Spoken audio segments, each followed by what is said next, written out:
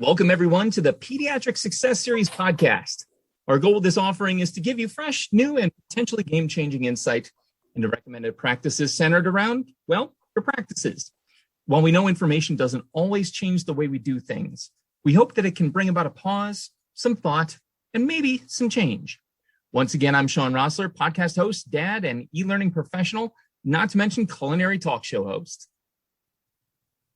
Well, Shawn, we're in for a real treat today because talking about people is one of my favorite things to do.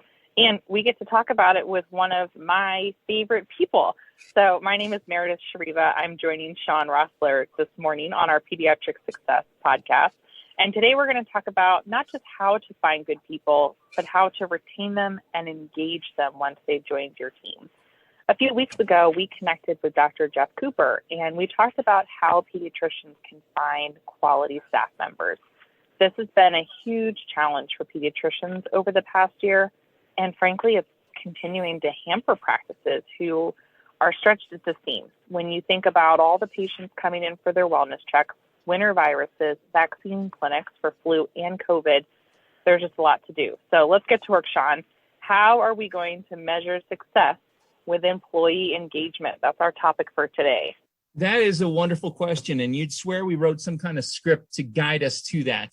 That question, though, definitely leans on a number of different elements I don't necessarily consider myself well-versed enough to speak to. I know that I know personally when I feel engaged, and I guess we could say that's a start.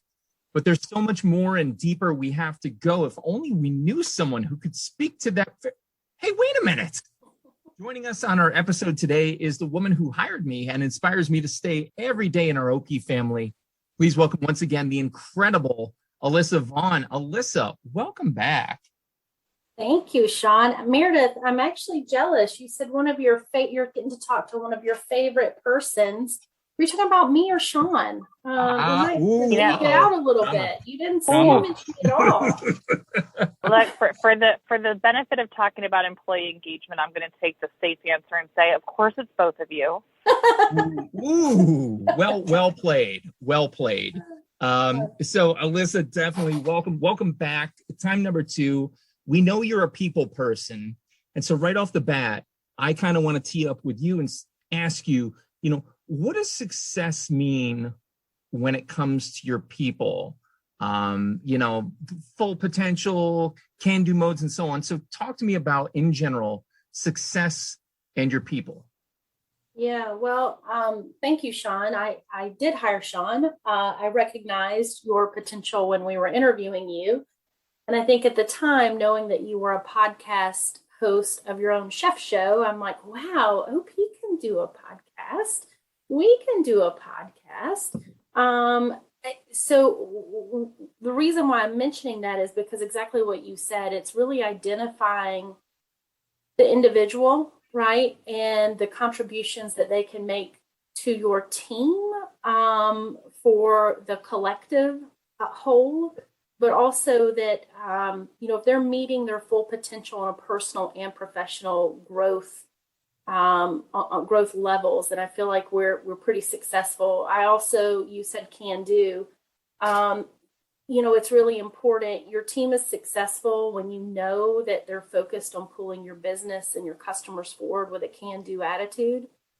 It's so easy for me. I'm an operations leader, and operations leaders as a whole tend to be pretty pragmatic. So we're always, we can, but have you considered? But as long as we're leading with the we can, I feel like we're successful. And in doing so, we're in tune enough to anticipate issues that are going to be coming our way and always looking for ways to find solutions. So we're in this right level of mindset, energy, feelings, all of those sort of things that put us in a position where we're also able to lead with courage and be vulnerable and not be afraid to fail, because we're all people, right? Humans that want to do good for others. And in order to do good, you have to know that you're going to fail and be able to accept those failures, learn from them, and move on. So I certainly don't want to lead any team, Shawn, that is afraid to fail and take a risk. That makes sense. Well, I don't think there's been many teams you've led that anybody would think have failed, but some of it is because of that vulnerability, like you've mentioned. And I should have guessed that you would answer that question by talking about feelings, just because you and I are both, feelers and people. But I think one of the hard parts about people is that there is so much feeling that goes into it. There is so much person-to-person relationship. And I think it actually poses, for the purpose of this podcast, a little bit of a question. How do you measure if you've been successful in that way, right? Because it's very subjective when we talk about people things. We'll talk about the objectives and the KPIs in a moment. That's key performance indicators for those of you who aren't using that term as frequently. But Alisa, I think you've done a great job measuring the people part of it, that in that subjective manner. So do you want to talk a little bit about your subjective way of measuring employee engagement, employee retention? We'll talk about the objectives next. I just want to hear how you gauge if you're getting that right. Yeah. Well, I think, Meredith, that is the toughest thing for any leader. It doesn't matter if you're an operations leader at a software company or if you're the physician owner of a pediatric practice. The subjective is very difficult, and you cannot talk about people without talking about that subjectivity to it. Feelings and emotions and feelers and empathy, compassion, right? These are all words that a lot of leaders tend to, avoid if at all possible, because this is business, right? This is business, and we have a bottom line. I really feel like we were doing ourselves a disservice even pre-pandemic, but even now with the challenges that every business has had in managing and retaining and engaging people and making sure your people are fulfilled.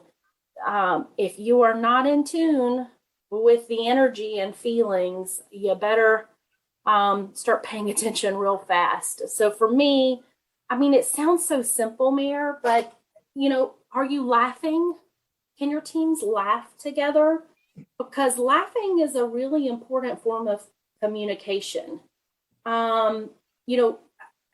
It's encouraging, it helps bond people, and it's a really good signal, one of those feeling and energy symbols that, your team, you're doing well from an employee management perspective and they're successful.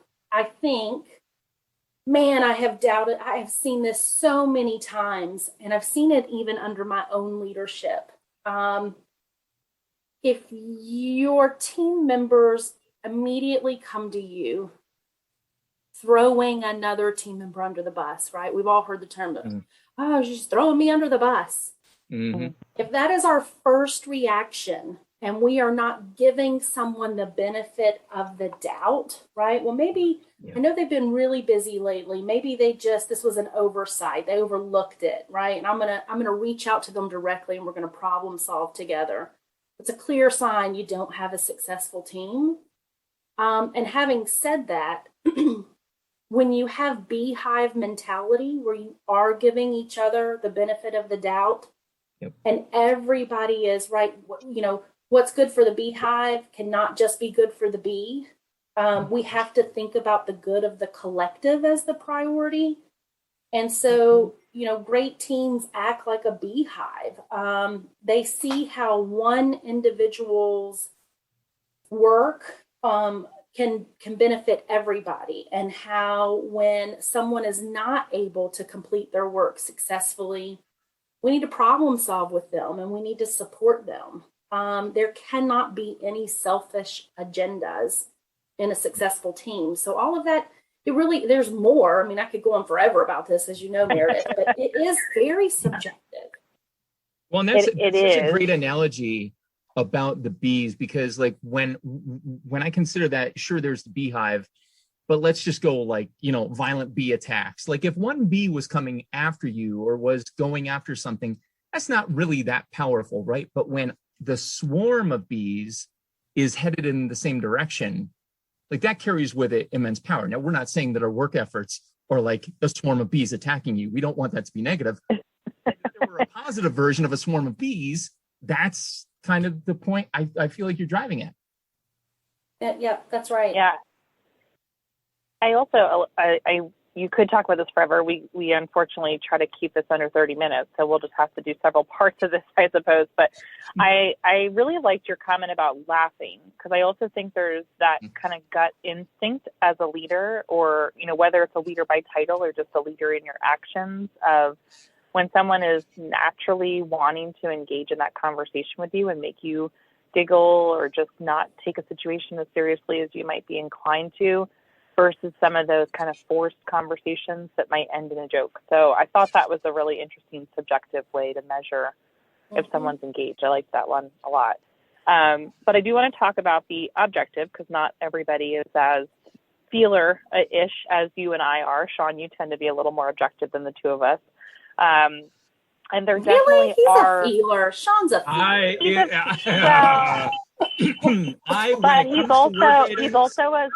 He's a science guy. He's a chef. So there's a lot of that's true. That, right? That's true. I'll give you that. All right, but let's talk about objectives, because we absolutely can and should measure more than just feelings and laughters and swarms of bees, right? So if we keep things people focused, and I'm going to try to put my pediatric practice lens back on here, you can start thinking about, are your nurses showing up on time for your morning huddles? Maybe are they coming in early to make sure that the Band-Aids are stacked correctly and that the stickers are all ready to go, right? Are they prepared for their huddles, or are they searching around last minute trying to track things down? Do they pay attention in your staff meetings, or are they just coming to get a free lunch and hopefully a paid free lunch at that, right? So those are some ways that still have a little bit of a feeling to them. But if you're worried about employee engagement, if there's a nurse you have who you really respect and need to be engaged and keep your office functioning, those might be some things that you can watch out for, and let them know that you've noticed when you do notice that they're showing up on time or early, or let them know that you've noticed that they're coming to meetings prepared. Another people. Oh yeah, go ahead, Alisa. Well, I was going to say, you're right. It's really about understanding and appreciating the effort too, right, Meredith? Like I've noticed you've been showing up and trying to be, really prepared for the doctor. And I've noticed, Dr. So-and-so has said that his drawers are fully stocked in his exam room, right? Recognizing and understanding and appreciating the effort, not just an outcome, is so important. And what a specific example you just gave that is so measurable to the employee. Like for them to get that feel good moment of, wow, not only am I making sure that the drawers are stocked correctly, but someone noticed and then told me I did a great job, right? What an amazing feedback loop that is. That is awesome. Speaking of feedback loops, I also wanted to talk about reviews. Not all offices are performing employee reviews. We at the Pediatric Success Series would recommend it, because your people are so important to your success. But think about if that's something you can reasonably do twice a year, maybe 4 times a year for some of your employees. And go back and look at what your notes are showing. What scores are you rating?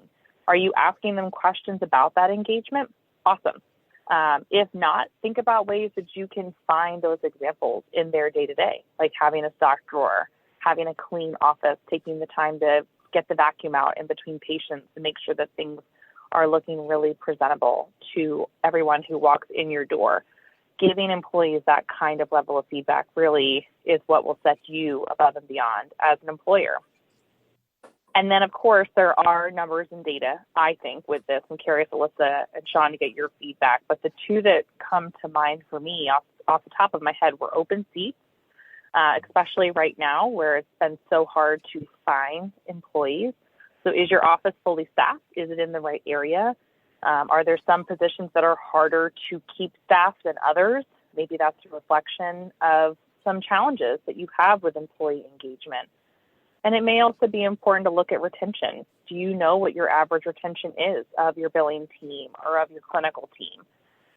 Is that, everybody there has been there for 10 or 15 years, or do you have some of your teams a lot newer team members as opposed to tenured folks? And looking at some of those data points may help you realize where you may be having some challenges with employee engagement that down the road might lead to the need to fill another seat or backfill a team member who you really wished you hadn't lost.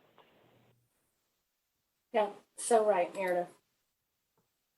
I mean, when we're talking about people, if you're going to talk objective, it is that retention and your attrit rate. That's really important. I mean, you can objectively measure satisfaction, which is really important. And that can be a key indicator. Shawn and I had talked about this previously on making sure that, you're recognizing that and getting ahead of it. And that you do have, you are working with, agencies that can have temporary backfills for you, right? You need to have a plan, not only to make sure that you have the number of seats filled, but a plan for retaining the seats you have, because we all know how expensive onboarding and training new employees is from a soft and a hard cost perspective.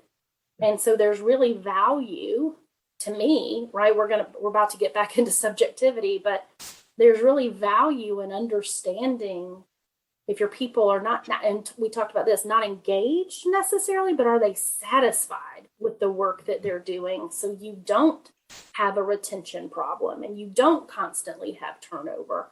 You have people in the right seat. That's a great parallel to draw, because engagement, you could have an employee who's engaged but not necessarily satisfied. That's right. Or you could have an employee who's engaged but still damaging the culture in your office, or still not exemplifying the values that you're looking for. So that's an awesome point, is that it can't just be the metrics. It can't just be the data for this topic, because people are not data points, right? We're people with feelings and emotions, and how we act impacts others as well. Yeah, and again, it's such a dichotomous relationship.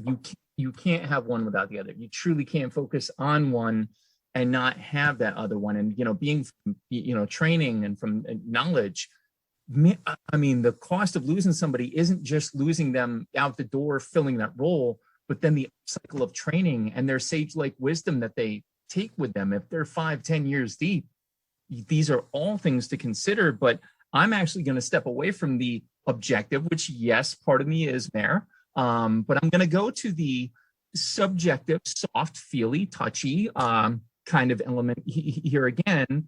And take a look at one of the warm and fuzzy elements that I love about this topic is not only why people stay, but how we attract like people. And if I'm telling you, Alisa, Mayor, as a leader and my coworkers around me, that I'm feeling really good, really balanced and happy, well, then guess what? It's only a matter of time before the people around me outside of work begin to hear about this. It's only transference. They start to absorb that, they hear about it, and maybe, just maybe, even get attracted, or here's the magic word, referred by it. So two-part question then, based on that positive vibe, do we see this presently where we're at in our culture? And how could an agency begin to breed this, not just engagement, but really broadcast engagement within their culture? I'm going to take this since I love people and I consider myself a fantastic people leader. I'm not perfect, but I certainly am. Well, good, because that's certainly why we made you the co-host on this podcast topic. I do think for the most part, I'm in tune with my people, whether good or bad. Shawn and I talked about this before.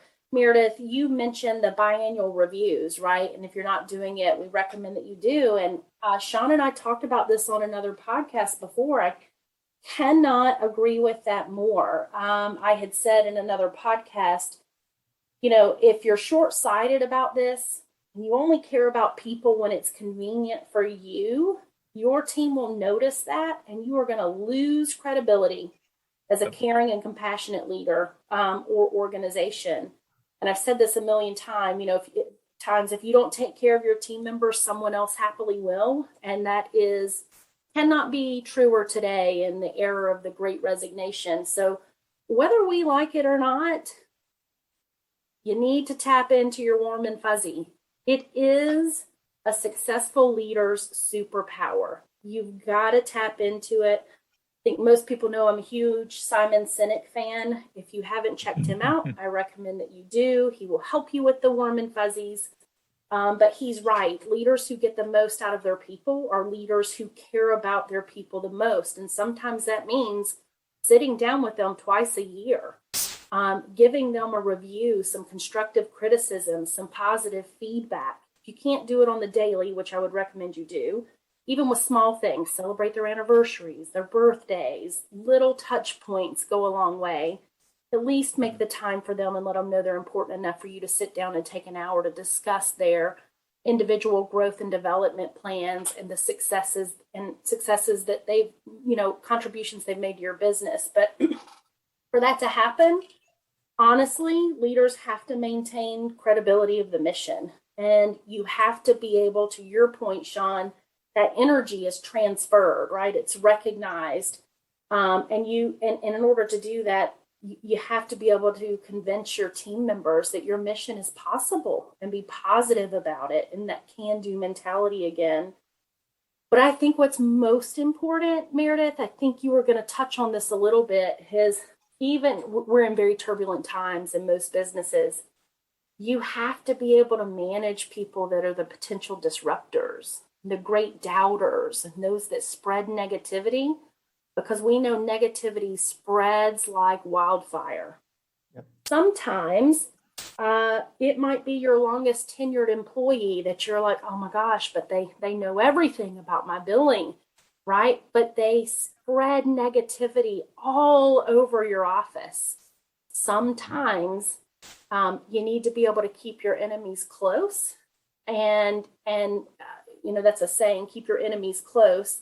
But what I mean by that is to help control the negativity. And sometimes as leaders, we have to make difficult decisions when we have an enthusiastic team that is constantly detracted and disrupted by, negativity or negative team members. You may have to make a decision and outweigh your pros and cons. Do you sacrifice one for the greater good of all? Or do you let everybody else fail because you cannot manage your disruptors? Yeah, that's actually a great point. I'll end on, Shawn. Just I think something to consider is that everyone needs to know what their role is in your mission in order to know if they're engaged or not. And so some of this is starting with, what we refer to as our people development model, just going back to those basics. Does every person in your office understand what their job responsibilities are? Do they all understand what the core competencies are to be an employee of Pediatric Associates, right? And if they do, if it's very clear to them what it means to do a great job today, then you should have a really easy time celebrating them for those wins and also holding them accountable when things don't go right. That's right. But if you're finding that you're having a hard time recognizing someone's really fantastic contributions or holding them accountable if something's not what you expected, it could be that your team members don't know what that looks like. And so you may want to go consider some of those basics like refresh job descriptions and competencies. So that way every person has the opportunity to be successful. Role clarity. And it's very core. If you don't, and again, that role clarity is two sides. It's in the individual holding the role, and it's in the individual, leading that role. Do you know what they're supposed to do? Because if you don't, they sure as heck aren't going to. Again, at the core of that success is the people, and at the core of those people are the feelings. And Alisa, once again, can't thank you enough for joining us here today to discuss those very feelings as well as those, objectives, but definitely more to. So thanks again for joining us, Alisa. Absolutely. Anytime. I'll talk about people any day of the week in a positive way. I'm not. Yeah. Absolutely. It was, again, great to have you back for a second episode. And honestly, I was so glad I could participate in this one because the first one I got kind of left out in the cold for. I didn't drop that till now, but I wanted to kind of so everyone knows I felt neglected. Look at that. Look at how I'm dropping. We won't do that again, Shawn. We promise. Guilt bomb at the end of the episode. Hey, folks, you can access the Pediatric Success Series podcast on Office Practicum's website, as well as the official Office Practicum YouTube channel. We hope you've enjoyed this discussion and maybe, just maybe, learned a thing or two, either from the parental perspective or the practice perspective. It can certainly be a challenging landscape to traverse, but with patience, understanding, and most importantly, knowledge, it can be done and done well. That's right, Shawn. And if you have an idea for a guest, or if you'd like to be a guest yourself, reach out to us at the show. We would love to hear from you. Be well, stay safe, and remember, success is always a step away.